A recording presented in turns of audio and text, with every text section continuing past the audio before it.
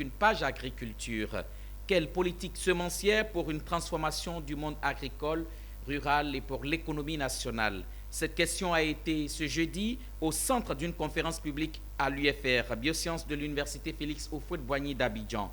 C'est une initiative de l'Association nationale des semenciers de Côte d'Ivoire qui s'inscrit dans le cadre de la campagne nationale de sensibilisation sur l'importance et l'impact de la sémence. Issa Badini et Ezekiel Seri pour le compte-rendu de cette rencontre. Au commencement était la sémence. La sémence est l'essence de l'essentiel. C'est en ces paroles somme toute fortes que les conférenciers du jour est entré dans la matière. Sa matière, l'importance et l'impact de la sémence pour la transformation du monde agricole, rural et de l'économie nationale.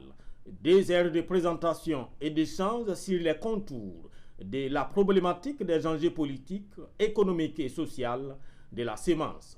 Face au monde universitaire, il était question de bénéficier de leur onction et leur bénédiction pour une campagne de sensibilisation à venir. C'est le monde universitaire qui nous a accueillis. Je vous dis que le monde universitaire nous a fait un cadeau formidable, puisque nous avons signé une convention avec l'université Félix Houphouët-Boigny. Et l'université Houphouët-Boigny, à travers l'UFR Biosciences, a mis en place un master professionnel en industrie des semences. Et comme cette année 2022, nous avons décidé de faire une campagne nationale d'information, de sensibilisation sur l'importance et l'impact de la sémence pour la transformation du monde agricole et rural et de l'économie nationale. On a jugé important, nécessaire de venir d'abord envers nos partenaires, échanger avec eux, avoir leur input avant de sortir à l'extérieur. Sur la question de la sémence, pour les conférenciers, la Côte d'Ivoire accuse un retard. La Côte d'Ivoire est confrontée à un problème de sémence. Il faut dire que la Côte d'Ivoire, c'est un des pays africains qui avait eu une industrie sémencière conformément à ce qui se passe. Et quand il y a eu le démantèlement, il n'y a plus d'industrie sémencière en tant que telle.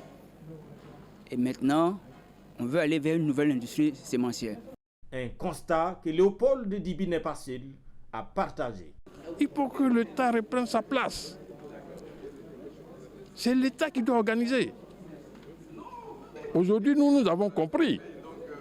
Nous faisons la recherche. Mais on a compris qu'on a besoin des sémenciers. C'est pourquoi on a mis en place le master. Et ce master-là, nous souhaitons que cela amène de l'ordre dans cette question de semences. Et nous y travaillons, nous avons des chercheurs qualifiés pour travailler, pour former. S'il n'y a pas de semences de bonne qualité, il faut complètement oublier la production. Donc c'est une très bonne initiative. En fait, la difficulté majeure au niveau de la Côte d'Ivoire, c'est que l'État s'est désengagé, comme je l'ai dit tout à l'heure, et si bien que tout est désorganisé. Quand vous allez au niveau du ministère de l'Agriculture, on va vous dire, bon, on certifie les semences, parce que le conférencier tout à l'heure a dit, semences certifiées. Mais quand tu dis semences certifiées, c'est tout un processus que ça doit respecter. L'acteur principal même de la certification n'existe même pas. Comment tu peux parler de semences certifiées? Parce que l'acteur, c'est l'inspecteur semencier qui doit contrôler la qualité de la semence au niveau des producteurs. Selon les conférenciers, l'essentiel de la semence utilisée en Côte d'Ivoire provient soit du Sénégal ou du Burkina Faso. Et l'initiative consiste à rebattre les cartes sur ces secteurs précis en dotant les pays des cadres sémenciers, d'où la création en collaboration avec l'Université Félix Houphouët-Boigny du master professionnel industrie de la sémence.